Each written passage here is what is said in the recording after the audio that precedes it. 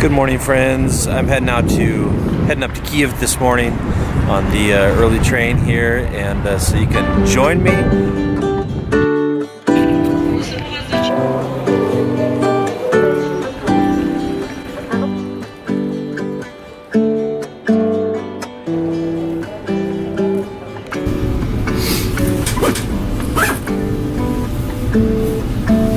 Українська залізнична швидкісна компанія вітає вас на...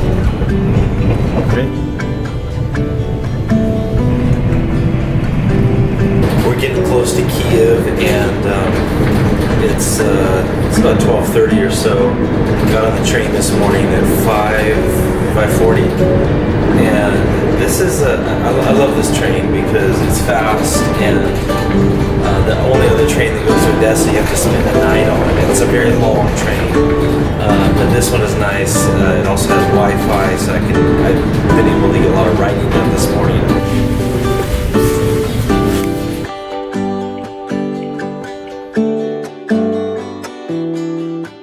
Good morning, friends from Kiev. Got in here yesterday afternoon.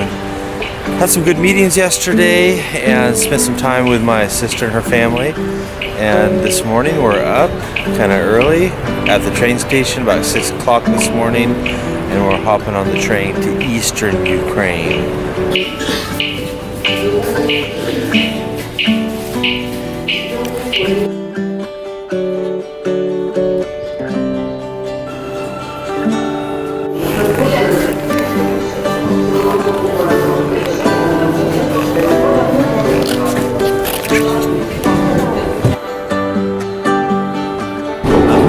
Train again today, and we are heading out with my brother-in-law Mike to eastern Ukraine, to the town of Drushkovka, and we're going to meet with a number of pastors and church leaders there from the war zone and kind of hear about their experiences and see how we can help them in their ministries in the war zone. So that's what we're going to be doing today and tomorrow as well. Then we'll be heading back to Kiev. So as you can see out the window here, it's a little bit more snow here than we have down in Odessa. The further we go east, the more snow I see here. Little village down here.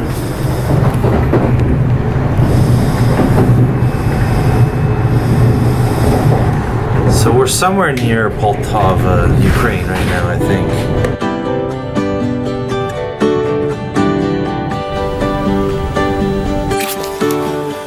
We just finished our meeting here this afternoon, and a number of guys came in from the war zone this evening, and we had dinner with them. Been hearing some very interesting stories of ministry and just of life in the war zone. It's such a different place. Anyway, I can't show you a lot of that, unfortunately, but we're going to go up now. We're having a little worship time with some of these guys that came in, and so I'll show you a little bit of that. But it was a good day.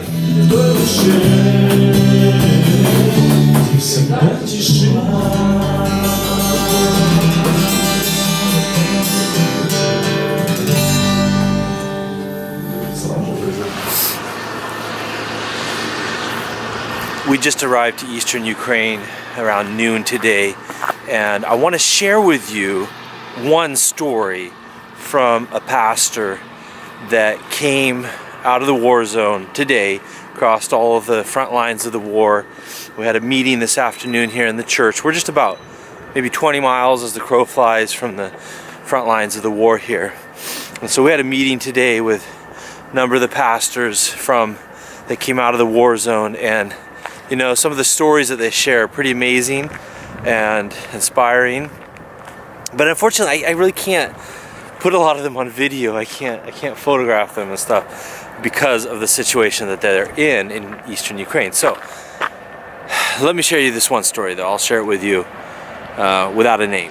One of the pastors shared with us that around Christmas time that he had gone out of the war zone to pick up some presents for the children, that they were going to celebrate Christmas in their church, and that one of the churches outside of the war zone had some really nice Christmas presents. And so he had loaded up his car and he was going back into the war zone with his car loaded with presents. And he was worried because he knew that at the checkpoints that they could make a fuss about it, they could confiscate it, they could take him and arrest him, or anything could happen. So he was praying, and he had made it through all of the checkpoints, because to get in or out of the war zone you have to go through a number of checkpoints, some Ukrainian, some Russian separatists. And he had made it through all of the checkpoints except for the very last one to get into Donetsk. And he got to that last one, and it was sort of a big checkpoint. And the guy came up to him. They have their AK-47s around their neck, and he had his hands on his AK-47. He came up to him and looked around a little bit, and then he said something. He said, "Glory to Ukraine." This is the Russian separatist checkpoint.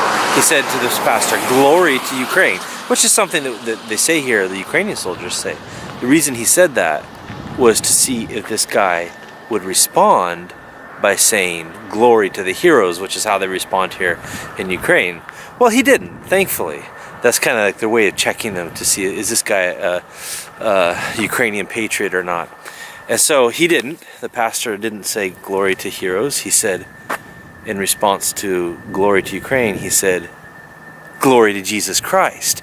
It's Christmas, and you should be saying glory to Jesus Christ." And so he began to just kind of preach to him a little bit, and then this guy's looking around, sees the presents there and stuff, and he says, "Are you a Baptist?" And he got a little worried at this point, but thought, well, there's no going back now. I'm already telling him about Jesus. I can't say that I'm not a Baptist. And so he said, yeah, actually, I am a Baptist. He was a little worried about what the response would be. I mean, he might be taken out of the car and, thrown into a room somewhere, or who knows what.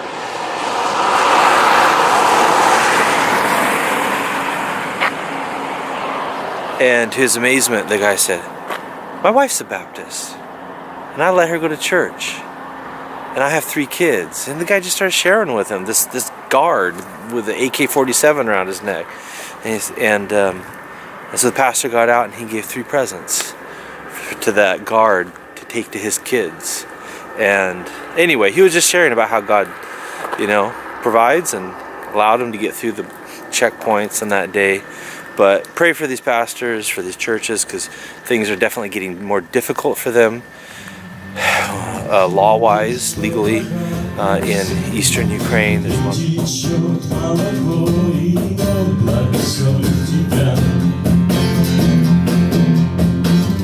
Благословлю тебя и в пустыне.